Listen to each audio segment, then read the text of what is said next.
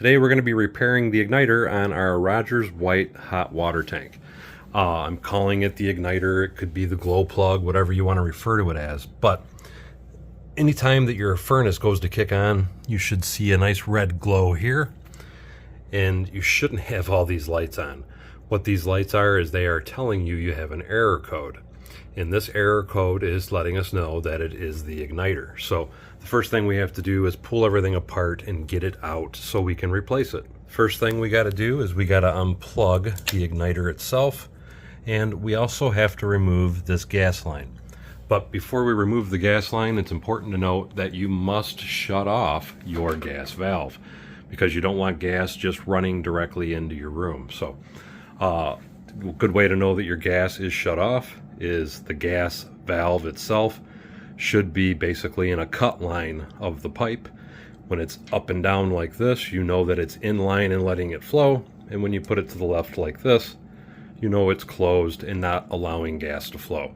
To remove the gas line, you just put a pair of channel locks up here on that and give it a little turn to break it free, and then we unscrew it out of the housing. When doing this, you're probably going to smell a little gas come out because I don't care if the valve's shut off or not. There's still a little gas that's going to be emitted from removing the line. Now that we have those out, okay, let's get a little better light on the subject. Anyway, we're going to be removing this screw and this screw on the plate so we can remove this from the hot water tank. With both those screws removed, you should be able to pull this straight out of the bottom of your hot water tank. Now what we're going to replace is this igniter right here. And I just want to show you something really quickly. On the end of the plug, this is your part number. The part number is the 768A-434. But to give you another number, because I don't think White Rodgers makes parts anymore, it's A.O. Smith that makes them, and I will be listing those parts below in this video so you can order your own igniter as well.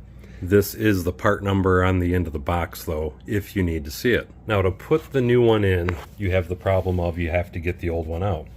And how do you get it out of this little plastic plug? Well, if you look at the inside, you have this little metal clip that holds this plastic on. And what you're going to do is you're going to take a screwdriver and pry this clip up to release this plastic here. And now that we have the clip removed, so we can remove this, the next thing we want to do is we want to remove this Phillips head screw. And now we want to slide this back gently because we don't want to break it. And we're just trying to slide it out so that way we can get the wires out of it. There we go. Take one on each side. Now we can pull this straight through the whole plug and all. And we can set this old one to the side and take our new one and now slide that plug back through the hole. Now I'm going to take this screw and hold this back in place. Now we got to put this clip back around the wire, and I just want to show you, when you put this clip together, you'll see you have one small hole right here. We're just going to slide all the wires through that hole, put it back through, and then put our clip on. Now you can see the wire is through that clip. We got the clip holding it in place. Now we can put this back in the hole and put the screws back in place. Now we can put our gas line back in the bottom of the valve, plug our electrical line back into the plug, turn the gas line back on, and plug the power back in. Now what's probably going to happen, because the gas has been shut off, you can hear the fan already venting.